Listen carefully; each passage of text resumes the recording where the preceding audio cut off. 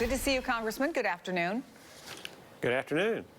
Let's start with the basis of all this. President Trump's lawyer has accused James Comey of perjury. The president, in a tweet this morning, pretty much did the same thing.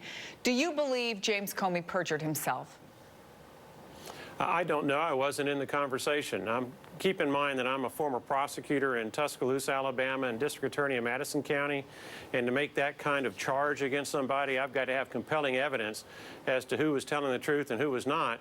But I will say this as a backdrop. It is very common for people who are in the same kind of event, watching what would normally be the same things, to have different recollections of bits and pieces and some kind of disagreement. So I don't give too much weight to the normal types of disagreements you have with people's recollections.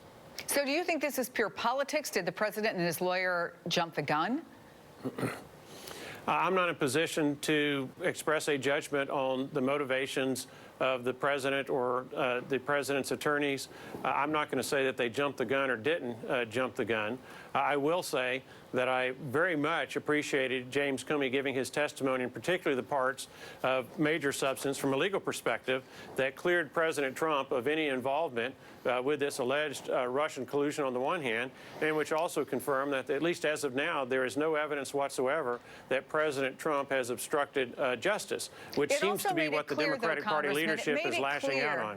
It made it clear that James Comey felt extremely uncomfortable, that he felt that there was a request for a quid pro quo.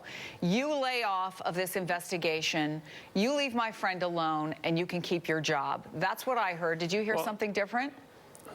Not at all. I didn't hear those kinds of commands. And let's also bear in mind that the President of the United States, he is the Commander-in-Chief, he is the Chief Executive Officer of the executive branch of the government, and to that degree, Comey, as evidenced by his firing, is a subordinate employee.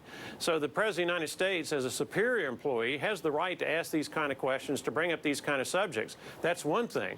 What I never heard was a directive for Comey to do something wrong, a directive from the President of the United States. And so you're going to have these kind of discussions when you're trying to decide whether to prosecute someone or not. That's perfectly normal in a prosecutorial environment. But having said all that, the person to talk to would have been in the Justice Department. The FBI doesn't make these decisions to prosecute or not. They're the ones who gather the evidence, present it to the Justice Department, an assistant U.S. attorney, a U.S. attorney, or an attorney general as the circumstances warrant. They're the ones that make the decision whether to prosecute. So even if the president had wanted Comey to do something in a prosecutorial way, Comey has no control over that. Now, there is an investigation, obviously, headed by a man of impeccable credentials who's been praised by both Republicans and Democrats, and that is Mr. Mueller.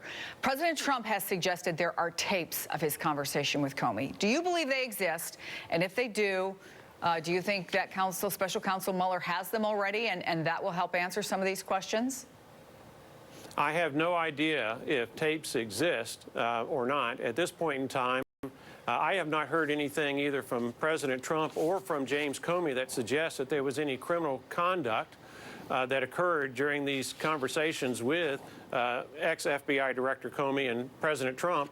And if that's the case, then there's no reason for the tapes to be published if they exist, because they don't lead to evidence of any kind of criminal activity. And that's why I focus on James Comey's comments that there was no obstruction of justice. The FBI investigation was not impeded in any way, shape, or form. On the one hand, and again, President Trump is not a target of any kind of investigation related to Russia.